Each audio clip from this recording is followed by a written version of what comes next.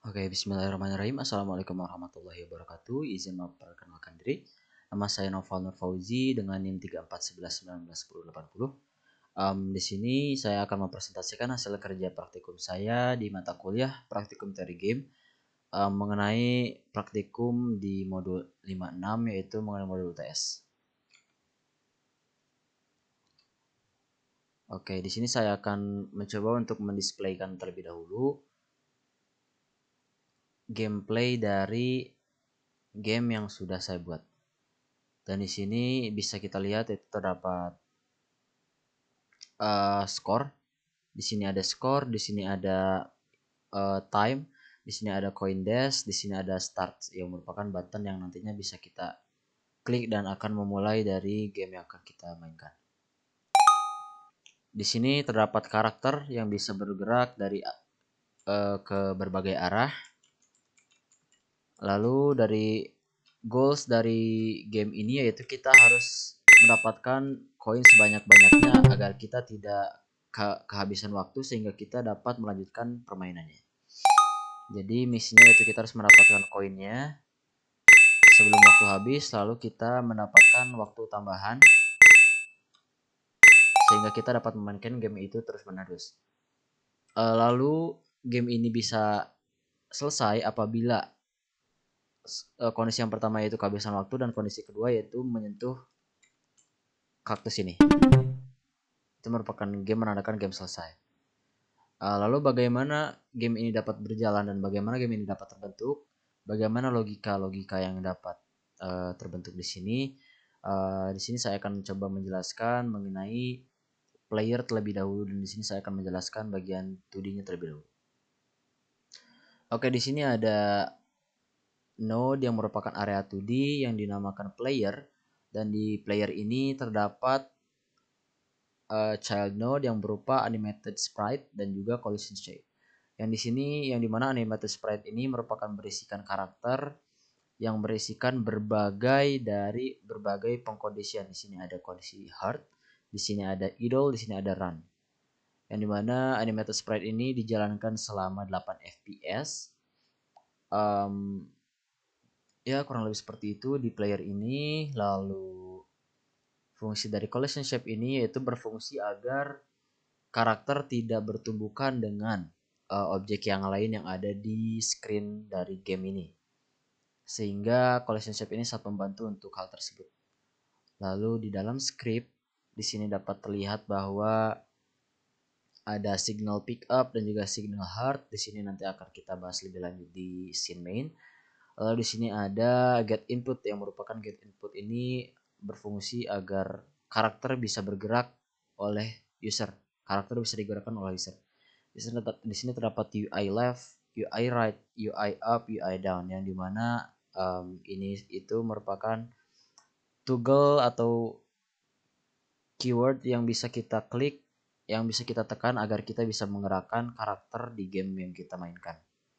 Tetapi sebelum kita melakukan function get input ini, sebelumnya kita harus men-setting di dalam project setting bisa dilihat bahwa apakah keyword yang digerakkan itu dapat berfungsi atau tidak di aplikasinya. Apabila bisa, maka game akan bisa menggerakkan atau keyboard akan bisa menggerakkan sesuai dengan keyword yang kita tentukan seperti UI left, UI right dan lain-lainnya. Lalu di sini ada clamp yang berfungsi sebagai agar si karakter tidak keluar dari screen. Lalu di sini ada kondisi run, ada kondisi idle, ada heart, dan juga ada coin dan lain-lainnya. Lalu untuk selanjutnya yaitu ada scene coin yang dimana scene coin ini terdapat animated sprite. Saya tidak akan jelaskan lagi karena penjelasannya sama seperti pada scene player dan juga collision set juga sama. Lalu sini ada twin dan juga ada timer. Timer yaitu untuk menghitung mundur dari koin yang akan ditampilkan nantinya di game. Dan di sini saya akan mencobakan untuk menjelaskan bagian script. Ya, di sini ada extend to area 2D.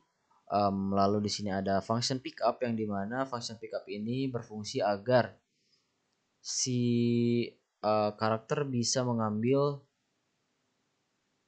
koin-koin di dalam gamenya. Oke, lanjut ke scene HUD. Saya tidak akan melanjutkan ke scene main dikarenakan scene main merupakan scene yang utama dari game ini. Maka dari itu saya akan mencoba menjelaskan bagian scene HUD-nya terlebih dahulu. Di scene HUD ini merupakan user interface, yang dimana tampilan awal dari game sebelum kita mulai, seperti yang saya jelaskan tadi, di sini yaitu terdapat score label dan juga timer label. Dan score label dan timer label ini diletakkan di margin container.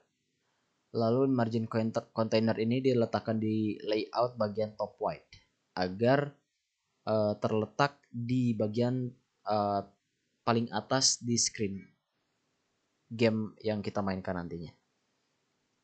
Lalu di sini ada message label yang merupakan CoinDash. CoinDash ini merupakan judul gamenya, lalu dibuat sebagai message label. Lalu di sini ada message timer, lalu ada start button. Message timer ini nantinya akan mengirimkan sinyal ke main, dan juga start button ini akan mengirimkan ke main agar gamenya dapat dimainkan. Oke, kurang lebih seperti itu di scene HUD, dan scriptnya seperti ini. Terdapat signal start game seperti yang di button tadi. Lalu ada update score apabila kita menyentuh skornya, menyentuh koin, maaf.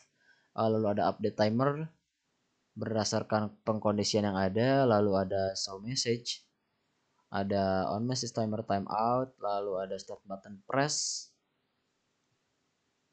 di start game, di bagian button start game, lalu ada game over, timeout, dan coin dash, judul coin dash. Di function show game over ini akan muncul apabila waktu telah habis. Jadi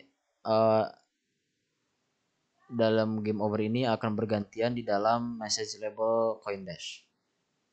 Oke, lanjut ke bagian kaktus. Di sini kaktus tidak ada script, lalu kita bisa lihat di sprite di bagian node-node-nya. Di sini kaktus dibuat sebagai area 2D. Lalu dikarenakan kaktus ini bukan sebuah objek yang bergerak, maka dari itu disimpan sebagai sprite saja, tidak sebagai animated sprite.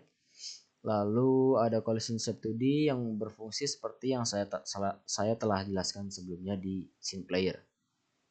Lalu maka dari itu kita lanjut ke scene main.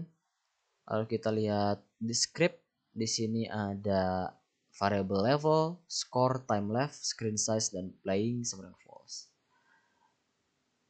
Lalu di sini saya akan mencoba untuk menjelaskan function new game. Function new game ini merupakan nantinya dikirim dari start game tadi, akan mengirim sinyal ke function new game, sehingga function new game akan memulai game yang nantinya game CoinDash yang akan kita mainkan. Lalu nantinya function new game ini akan memulai level 1 dengan skor yang 0. Lalu akan berjalan seperti itu. Lalu akan ada spawn coin, yang dimana spawn coin ini akan mendapat looping, yaitu for E in range 4 plus level. Lalu waktu akan berkurang sama dengan 1.